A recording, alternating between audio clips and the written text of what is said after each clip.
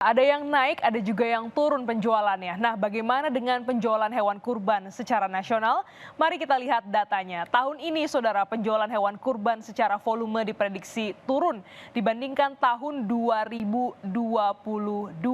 Di tahun ini diprediksi penjualan mencapai 103 ton, setelah pada tahun 2022 penjualan hewan kurban mencapai 106,2 ton.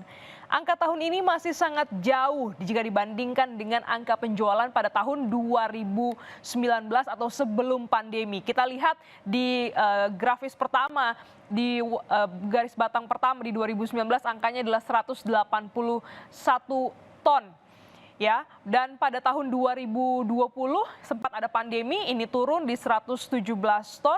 Di 2021 kembali merosot ya 100,9 ton. Di 2022 sempat ada relaksasi juga. Nah, ini angkanya juga mulai naik tapi tidak terlalu signifikan di angka 100,62, dan di tahun ini di 2023 meskipun sudah memasuki masa endemi namun nampaknya angkanya masih belum terlalu signifikan jika dibandingkan dengan pada saat sebelum pandemi, yaitu berada di angka 103 ton diprediksi pada tahun 2023 ini.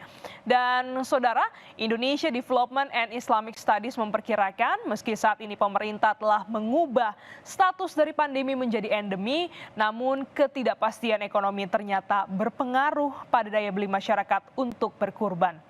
Selain karena dampak ketidakpastian ekonomi, turunnya volume pembelian hewan kurban juga diakibatkan harga hewan kurban yang trennya ini justru naik, saudara. Mari kita lihat datanya secara nilai penjualan hewan kurban triliun rupiah. Kami ambil datanya dari Bahana. Pada tahun ini nilai penjualan hewan kurban naik menjadi 24,4 triliun rupiah dari tahun sebelumnya di angka 24,3 triliun rupiah. Naik tipis tapi trennya mulai naik, saudara. Padahal dari data yang sebelumnya menunjukkan secara volume angka turun di tahun ini.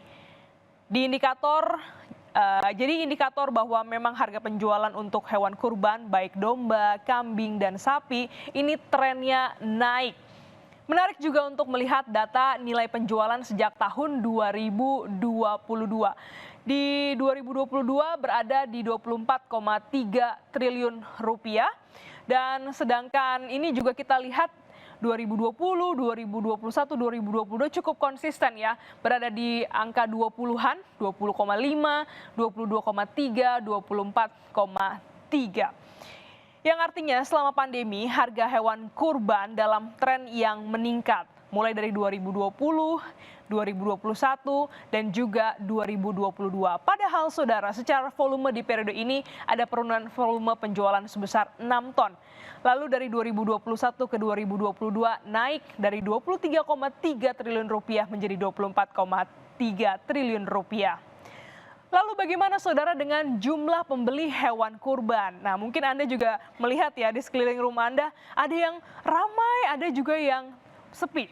Tahun ini diprediksi jumlah pembeli adalah turun dari angka tahun lalu di angka 2,17 juta orang menjadi 2,08 juta orang, sama dengan angka volume penjualan hewan kurban. Tren pembeli yang menurun sudah terjadi sejak pandemi. Di awal 2019 kita ingat bahwa pembeli hewan kurban ini mencapai 3,5 juta orang di 2019, belum ada pandemi ya saudara. Lalu saat pandemi mereda, pembeli juga turun. Di 2021-2022 ini masih belum ada kenaikan yang signifikan. Turun kembali di 2021 menjadi 2,11 juta orang dan sempat naik di 2022 menjadi 2,17 juta orang.